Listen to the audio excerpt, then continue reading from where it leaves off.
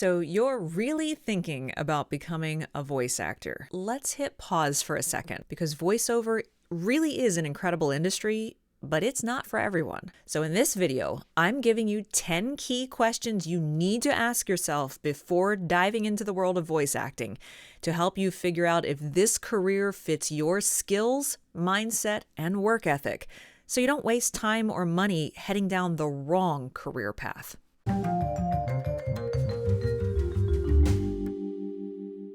Hi, my name is Amy, a more than 15-year veteran of the voice acting industry and an Emmy-nominated broadcaster, and I've created this channel to help voice actors and speaking professionals unlock their performance potential.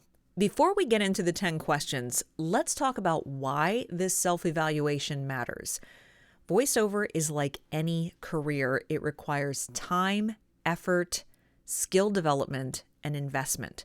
And jumping in without understanding the reality of the job and the industry can really lead to frustration or wasted resources. So by asking yourself these questions up front, you're going to get a clearer picture of whether this industry truly aligns with your skills, your personality, or your work style before you spend money on equipment, coaching, demos, or anything else. So let's dive in with question number 1. Do you enjoy reading out loud? We're going to start simple. Do you actually enjoy reading out loud? Because in voiceover, that's pretty much 90% of the job. If you're really squeamish listening to your own voice, or reading a script out loud feels awkward or uncomfortable, or you struggle to make the words sound really natural, well, that's something that you'll need to work on. And that's a skill that you can develop. Don't let that intimidate you if it doesn't come naturally to you. But do you enjoy it? And if you love storytelling or bringing words to life, even playing with vocal tone and delivery, characters, well, great. You're already on the right track. Question 2, are you comfortable working alone? Because unlike stage or screen acting, voiceover is mostly a solo gig. You're going to spend hours every day in a booth or home studio, recording takes, editing files, and emailing clients. And if you thrive in independent work and can stay motivated without a boss hovering over top of you, well, that's a great sign. I'm a very independent person, independent worker. The solopreneur thing works well for my working style. But if you need constant social interaction or you really struggle with self-discipline, well, then this might be a challenge. Being a freelancer means you're the one-stop shop and you're the jack of all trades. So what if you kind of enjoy both? You work well independently, but you do enjoy some social interaction? Well, have no fear. You can have both in this industry by joining maybe an online voiceover community on Facebook or something like that, where you get interaction with people who are like-minded and are also in your industry while you work by yourself in your day-to-day freelancing gigs. Question 3 is a big one. Are you okay with rejection? Voiceover is a business of auditioning, and I mean a lot of auditioning. For every gig you land, you might get 20, 50, even 100 no's first. And can you handle that without getting discouraged? You really need to build up a thick skin and a, well, next audition up mentality as a key to long-term success, because you're going to hear no a whole heck of a lot more often than you're going to hear yes. And in a future video, I'm going to talk a little bit about how you deal with that on a day-to-day basis, particularly for newer and beginner voice actors who might be used to succeeding at just about everything that they do, or don't understand how not to take a no from an audition personally. Okay, question 4. Can you take direction well? Clients are going to have very specific requests, sometimes even weird ones. Oh, can you make it sound more purple? Or can you be excited, but not too excited? Now, if you're flexible and really open to feedback and take direction well, you're going to do great. But if you struggle with adjusting your performance in a directive style, or you get really defensive when you're critiqued, you may need to develop those skills first before you jump into auditioning. You have to also understand the importance of self-directing. Can you tell for yourself when a recording take sounds flat or rushed or even unnatural, and be able to give yourself the honest feedback to say, oh, no, that wasn't good. I need to do that again. Question 5, we're halfway through the 10 questions to ask yourself before jumping into a voiceover career. And question 5 is, do you have the patience to learn the tech side? Voiceover isn't just about using your voice. It's about audio recording, editing, and delivering clean professional audio as a finished product to your client. Now, you don't have to be an audio engineer, but you do need to learn the basics of audio recording software, microphone technique, and setting up audio equipment and spaces.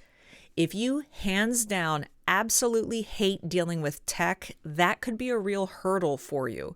Now, if you know someone who is more experienced in those types of things that could help you with that, if you don't want to deal with it or learn about it yourself, that's a way to work around that. Question 6, are you willing to invest in yourself? Starting in voiceover doesn't have to cost thousands of dollars, but it's also not going to be free. You are going to need to purchase a decent microphone, not top of the line, but you'll need a decent mic, a treated recording space, and some basic training. And you need to ask yourself, are you prepared to invest in your skills and your setup right out of the gate? If not, you may hit a wall early on. Now, there are some budget-friendly ways to do that, and I'm going to introduce you to that later in the video, so stick around. Question 7 asks you more of a different side of voiceover, and that is, can you manage your own business? Voice acting, hands down, is freelancing. It means you are your own business. That means marketing yourself, managing clients, handling invoices and other bookkeeping, staying organized. It also means being disciplined and structured with your time. So if the idea of running your own business excites you, or you have experience doing that already, then fantastic. But if the idea of being that jack of all trades and running a business, if it overwhelms you, well, it's something to really consider. Question 8, do you enjoy problem solving? Things will go wrong. Your microphone out of the blue one day will pick up weird background noise. A client will ask for a last-minute revision. Your recording program will crash in the middle of a read. Are you the type who's able to troubleshoot and figure things out?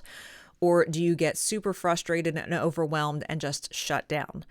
A problem-solving mindset will serve you very well in this industry, just like for any freelancer who runs their own business. All right, we're coming down the home stretch here. We've got question 9. Can you handle the uncertainty of freelancing? You'll need to be realistic about your own financial situation and what risks you're comfortable taking. Yes, to be quite honest, voiceover can be a very lucrative career, but it is not instant riches, and some people might never make a full-time income from it. Beginners will start small, and hopefully their income will grow over time through their own work ethic and effort and patience and persistence. You have to work at this. What you put into the career is what you will get out of it, both figuratively and financially. So if you're looking for fast cash, this isn't the best choice. Unlike a 9-to-5 job, voiceover income can also be really inconsistent, especially when you're starting out. Some months are going to be amazing and others not so much. So you have to be prepared to ask yourself, can you handle the ups and downs of freelance life without panicking? Are you able to, on the good months, stash money aside so that you have something to fall back on during these slower months? Finally, we come to question number 10, and this is a real big one. Do you have the drive to keep learning? The best voice actors are lifelong learners. They never stop learning. Whether you're refining your performance skills, you're improving your equipment and audio quality, your studio space, or adapting to constantly changing industry standards and techniques and trends, you have to be willing to keep growing. If you love learning and evolving, then this career can be incredibly rewarding. Okay, so honestly, how did you do? If you answered yes to at least half of these questions, well then congratulations. You've got a strong foundation to build on. And if some of these questions made you hesitate, don't worry. Self-awareness is the first step to improvement. Voiceover is a learnable skill, and with the right mindset and effort, you can absolutely succeed. But hey, if you're still here and you're still serious about getting started in voiceover, your next step is setting up your home studio. And I've got just the thing to help you. My Voice Actors Home Studio Starter Pack is a free guide packed with 10 must-have items for a professional quality home studio on a beginner-friendly budget. You can download it now using the link in the description, and you're going to get gear recommendation for budget-friendly, entry-level equipment, some of which is the same equipment I used when I started my voiceover business over 15 years ago. Some of it is even equipment that I still use today. It is free for you, and I hope you find a lot of usefulness with it. Tell me, which of these 10 questions that we reviewed today made you say yes the loudest? And which one made you hesitate or feel unsure the most? I'd like you to let me know both of those things down in the comments. I'd love to hear your thoughts and maybe can offer you some reassurance along the way. Now that you've done your self-evaluation, it's time to set up that first home studio. In addition to downloading that packet I just told you about for free, I've also got a video that is a full breakdown of the first 3 essential steps you need to take to create a professional quality recording space on a budget. Click right here to watch it now, and I'll see you next time.